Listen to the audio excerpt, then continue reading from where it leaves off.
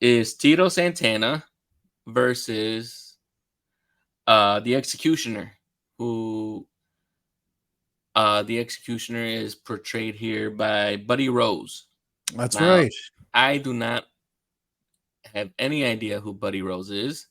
He was a I big have deal in AWA. Yes, that's what I've seen in my research, and this is from what I'm seeing here is second stint with the WWF, then now WWE. So at this point, uh, the only thing I can tell you is from my thing when I first saw this right now from this match, because I don't remember ever recall seeing it when I did initially see WrestleMania, is why is this guy wearing a bootleg Deadpool / Spider-Man mask? He's called the Executioner, Raymond. Yes, he does not have an executioner's hood. Yes. That would make more sense. That's just what they had. I don't think it really mattered for him. I think the big deal was that they had Tito opening the show, which was very much the right call.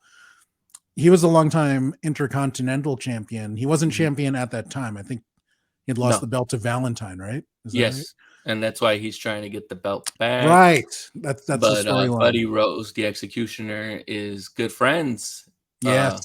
quote unquote, with Greg the Hammer Valentine. Yes. So he's like, you have to go through me in order to get your rematch. So, but the IC champions, still to this day, they're known as the working champion, because at the time you'd see Hulk Hogan maybe once a month or so, but you would see Tito every week putting up quality matches. So that's a lot of people knew Tito, and he always had great work. Very, very smart choice to get the crowd going with the Tito match. So I love that call. I think Tito is one of the best from back then. That's what I'm seeing here with the research I was doing back on Tito, because he had been wrestling for a very long time from what I see, like before he made it out. And I'm not sure who actually decided where his build from location should be, because it's they have it as Tocula, Mexico, and that city does not exist. So the only thing I can think of is maybe they meant to be, there's a place called Cocula, Mexico. Isn't that a restaurant? Not only isn't he from Texas or something? Well, he is from Texas. He was born in Mission, Texas, from what I did find on his Wikipedia page. So that even confused me more, because I was like, well, if he's from Mission, Texas, why is he saying that he's... I know that they're trying to, back then, especially it came from Vince Sr., it was more like, you look like this race, so we're going to build you as this race, which happens later on with Leilani. Leilani Kai, who worked with Moolah, who's like, you look Hawaiian, so we're gonna call you Leilani. Right. And plus they needed to push the ethnic boundaries, partially because Heenan would just goof on everyone. And some of the things he said about Tito on commentary, you cannot say at a TV show today. So well, the majority of whatever Gorilla Monsoon was saying, you couldn't say today. Really? Because you did not notice that he kept saying he was Pearl Harbored. He just Pearl Harbored him. Yeah, that's true. I mean, but that's still very mild compared to what Heenan would say. Like, I'll give an example, and it's messed up, and I'm quoting, so this is not me, people. So he would be like, Monsoon, Tito's in the Guinness Book of World Records. He's like, why is that, Brain? He picked the most heads of lettuce in an hour. And he would say stuff like that. And you cannot say that. No, you don't. But there are even dumb things that I thought were true because of wrestling commentary. I thought that, Pacific Islanders had more calcium deposits in their skulls because wrestling taught me that. That's why they were good at headbutting people. Wow. So Maria. Yes. When you first saw Tito Santana versus the Executioner come out, okay, like normally when you go to a wrestling event and you've never seen anybody before, you usually get the people saying, I'm rooting for you, I'm rooting for him, as soon as they came out. Now, when you've seen these guys come out, who was the first guy that caught your attention? Well, I was rooting for Tito Santana.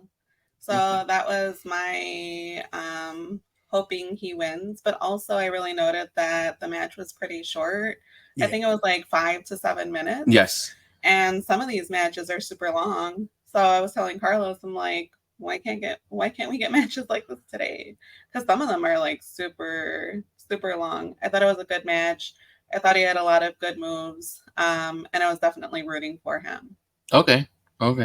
Now, Raymond, do you have anything? Because I wasn't able to find why this match was billed as was booked and to be any 5 or 6 minutes match. I do see that, like it looks like maybe Tito's frustrated that Buddy Rose. It looks like he might not be selling, or he's kind of like maybe the term sandbagging Yeah. a couple of times, and maybe that's why they just get frustrated and call the end to the match from there. But it's hard because the microphones weren't as good as they are today, so you can't really hear when they're making those calls inside the match or the refs telling Right. you. Yeah, I just don't think they clicked. Even though they were both old hands at that point. Some people just don't work well together. Also, I don't know how long. Maybe that could have gone 15 minutes, but I think at that time, like Tito was really carrying him. I thought. Is that how you guys saw it? Oh yeah, I definitely saw that Tito was the work horse and ring Yeah. in general of this match.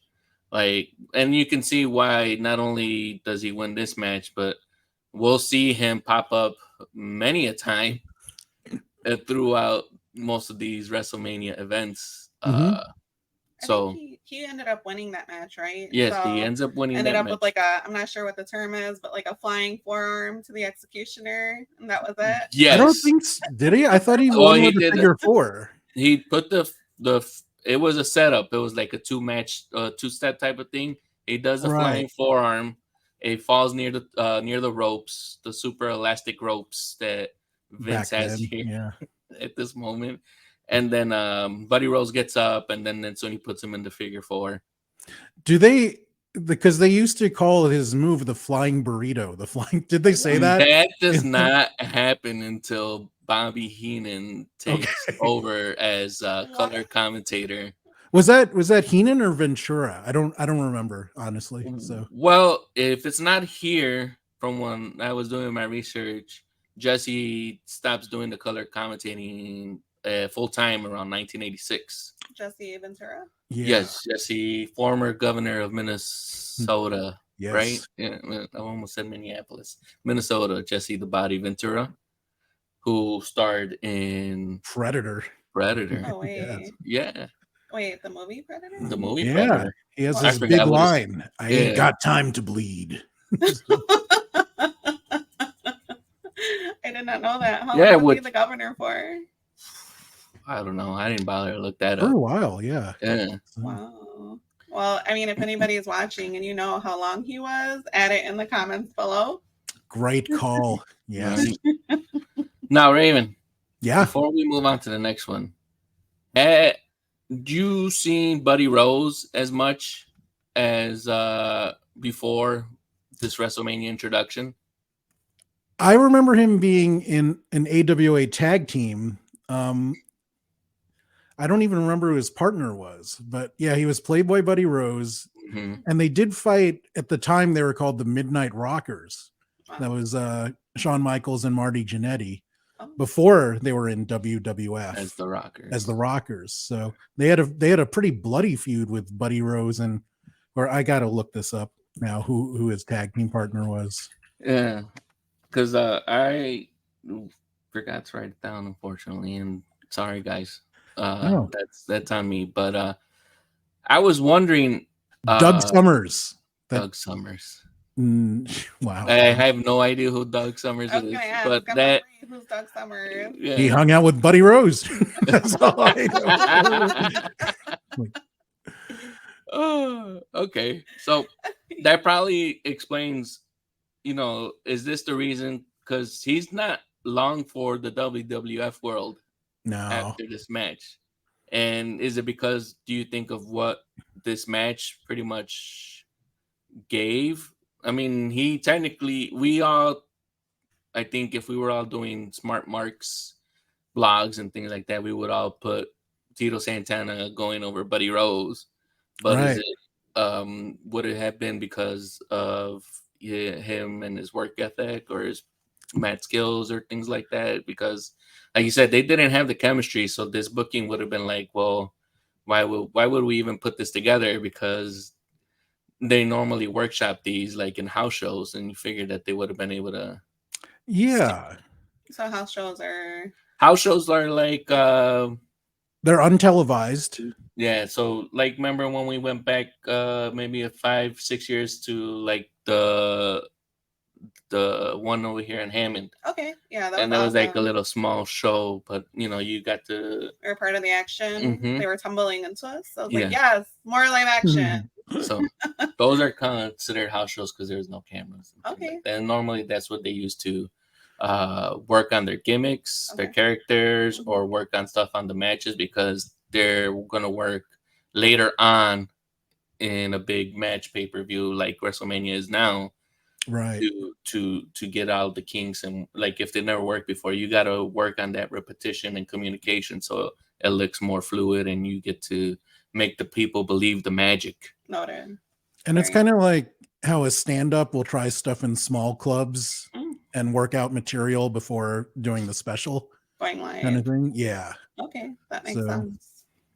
And sometimes it's just fun because they can goof off on house shows like that. Mhm. That's actually how the Rock's People's Elbow was invented. I did not know that one. Yeah, he was just trying to make the guys in the back like crack up with a stupid move, and then it just got over. Like people loved it, Wow. even though it looked silly. So sometimes you get stuff like that. Yeah. Ooh, yeah.